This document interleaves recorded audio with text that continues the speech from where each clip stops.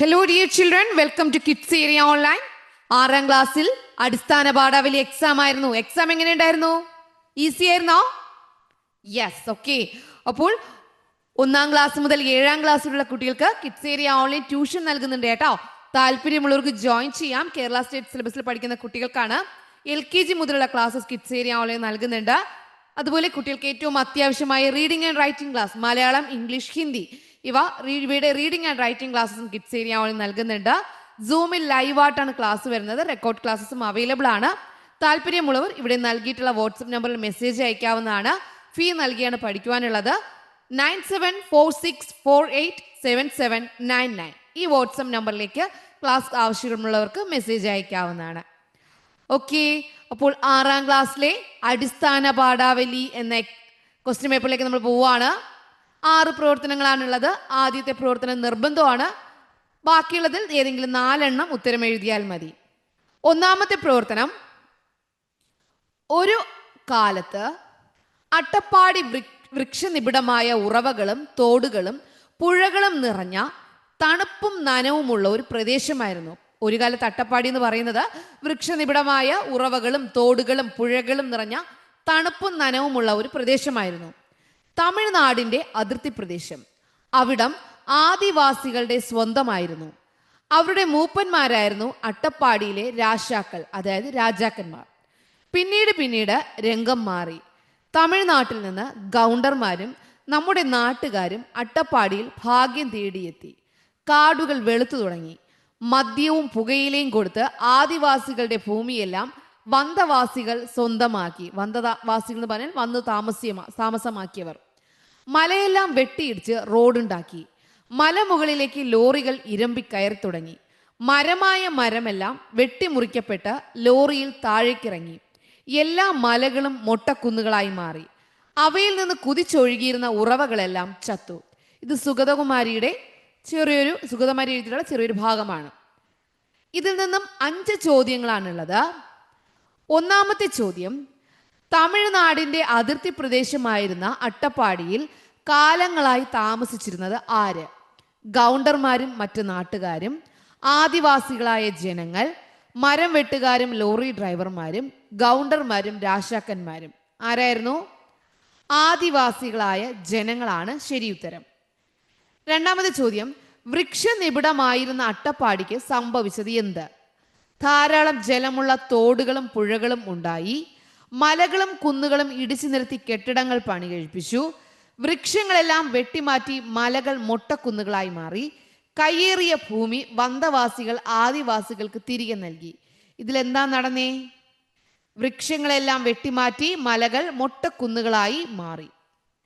3ാമത്തെ ചോദ്യം, മലകൾ തുരന്ന് റോഡ് വെട്ടിയത് എന്തിനായിരുന്നു?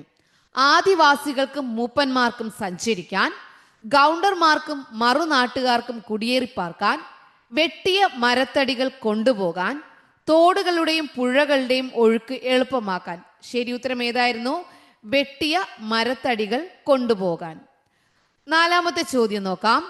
4ാമത്തെ ചോദ്യം, താഴെ കൊടുത്തവയിൽ അട്ടപ്പാടിക്ക് വന്ന മാറ്റങ്ങളിൽ പെടാത്തത് ഏത്? ആദിവാസികളുടെ ഭൂമിയെല്ലാം വന്തവാസികൾ കയ്യേറി. കാടുകളും മലകളും തോടുകളും എല്ലാം നശിച്ചു. വന്തവാസികൾ ധാരാളമായി മരങ്ങൾ വച്ചുപിടിപ്പിച്ചു. മരങ്ങൾ കൊണ്ടുപോകാൻ മലകൾ വെട്ടി റോഡുണ്ടാക്കി. ഇതിൽ മാറ്റം വരാത്തത് എന്താണ്? വന്തവാസികൾ ധാരാളമായി മരങ്ങൾ വച്ചുപിടിപ്പിച്ചു, അതാണ് അവിടെ നടക്കാത്തത്. 5ാമത്തെ ചോദ്യം, കാടുകൾ വെളുത്തു തുടങ്ങി എന്നതുകൊണ്ട് ഉദ്ദേശിക്കുന്നത് എന്ത്? മരമെല്ലാം വെട്ടിക്കൊണ്ടുപോയി. പുഴകളും തോടുകളും കരകവിഞ്ഞൊഴുകി. മഞ്ഞും തണുപ്പും കൊണ്ട് കാട് നിറഞ്ഞു.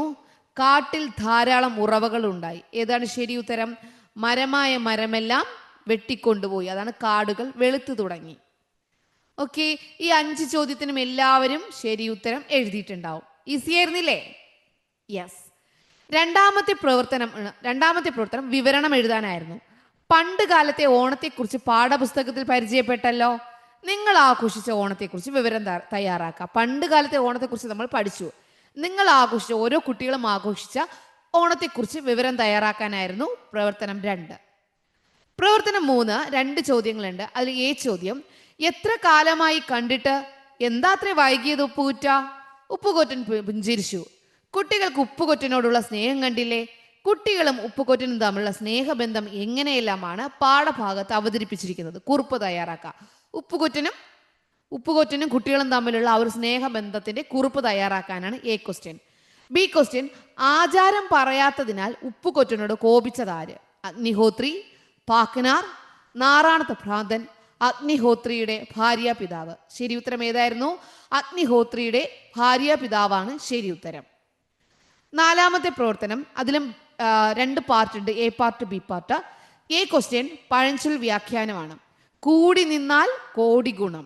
കേരളീയം എന്ന യൂണിറ്റിലെ ആശയങ്ങളും സ്വന്തം നിരീക്ഷണങ്ങളും ഉൾപ്പെടുത്തി മുകളിൽ തന്നിരിക്കുന്ന പഴഞ്ചൊല്ലിനെ വ്യാഖ്യാനിച്ച് കുറിപ്പെഴുതുക. കൂടി നിന്നാൽ കോടി ഗുണം. അതുപോലെ എന്താണ്? ഒരുമിച്ച് നിന്നാൽ എന്തും നേടാം. അതാണ് അതിൽ നിന്ന് ഉദ്ദേശിക്കുന്നത്. ഓക്കെ, അപ്പോൾ അതുമായിട്ട് ബന്ധപ്പെട്ട് നിങ്ങൾ എന്ത് ചെയ്യും?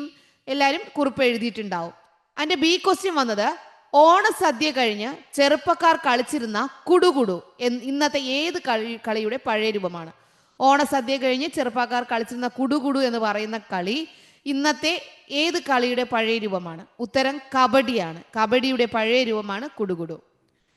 അഞ്ചാമത്തെ പ്രവർത്തനം, അതിനും 2 പാർട്ടുണ്ട്. ഒന്നാമത്തേത് എ പാർട്ട് പ്രസംഗമാണ്. ഫ്രാങ്ക് ലോർഡ് റൈറ്റിന്റെ പ്രകൃതിയെ പഠിക്കുക, പ്രകൃതിയെ സ്നേഹിക്കുക, പ്രകൃതിയോട് ചേർന്ന് നിൽക്കുക, അത് നിങ്ങളെ ഒരിക്കലും പരാജയപ്പെടുത്തുകയില്ല. ഫ്രാങ്കിന്റെ വാദങ്ങൾ ശ്രദ്ധിച്ചില്ലേ? മണ്ണും മനുഷ്യനും എന്ന വിഷയവുമായി ബന്ധപ്പെട്ട് സ്കൂൾ അസംബ്ലിയിൽ അവതരിപ്പിക്കാൻ പ്രസംഗം തയ്യാറാക്കുക. അപ്പോൾ പ്രസംഗം നിങ്ങൾക്ക് എങ്ങനെയാണെന്ന് അറിയാം. എല്ലാവരും അത് എഴുതിയിട്ടുണ്ടാവും. ഈ ഓപ്ഷൻ തിരഞ്ഞെടുത്തവർ ഉറപ്പായിട്ടും എഴുതിയിട്ടുണ്ടാവും, പ്രസംഗം എഴുതിയിട്ടുണ്ടാവും. പ്രകൃതിയെക്കുറിച്ച്, മണ്ണും മനുഷ്യനും നിങ്ങൾ പഠിച്ചിട്ടുള്ളതാണ്. അതുമായി ബന്ധപ്പെട്ട് പ്രസംഗം തയ്യാറാക്കുക. അതിൻ്റെ ബി ക്വസ്റ്റ്യൻ, ഓണം അന്നും ഇന്നും ആരുടെ രചനയാണ്? തകഴിയുടെ രചനയാണ്. തകഴിയാണ് ഉത്തരം. ഓക്കെ, ആറാമത്തെ ക്വസ്റ്റ്യൻ പ്രതികരണ കുറിപ്പ് എഴുതാനാണ്. ഇവിടെ നോക്കി, ഇത് നോക്കിയേ, ഈ ചിത്രം നോക്കിയേ. അതിൽ കുട്ടിയോളെ ഞാറ്റ് നടൽ നിങ്ങൾക്കറിയോ എന്ന് ഈ വയസ്സായ ആൾക്കാർ ചോദിക്കുകയാണ്. അപ്പോൾ പഠിക്കാൻ മുത്തശ്ശി, കൃഷി നമ്മുടെ നിലനിൽപ്പല്ലേ, പഠിക്കാൻ മുത്തശ്ശി എന്ന് ഈ കുട്ടികൾ പറയുകയാണ്. ഇവർ പറയുകയാണ്. പ്രതികരണക്കുറിപ്പ്, കൃഷിയെ സ്നേഹിക്കുന്ന ഈ കുടുംബത്തോടുള്ള നിങ്ങളുടെ പ്രതികരണം കുറിപ്പായി എഴുതുക. നിങ്ങളുടെ പ്രതികരണം, കൃഷിയെക്കുറിച്ചുള്ള ഈ കുടുംബത്തോടുള്ള പ്രതികരണം കുറിപ്പായി എഴുതുക എന്നുള്ളതായിരുന്നു ആറാമത്തെ പ്രവർത്തനം. അപ്പോൾ എല്ലാവരും എക്സാം നല്ലതുപോലെ എഴുതിയല്ലോ? ഈസി ആയിരുന്നില്ലേ? യെസ്. ഓക്കെ, അപ്പോൾ നമുക്ക് ക്ലാസ്സസും ക്വസ്റ്റ്യൻ പേപ്പറുമായിട്ട് വീണ്ടും കാണാം. Okay children, bye bye, thank you.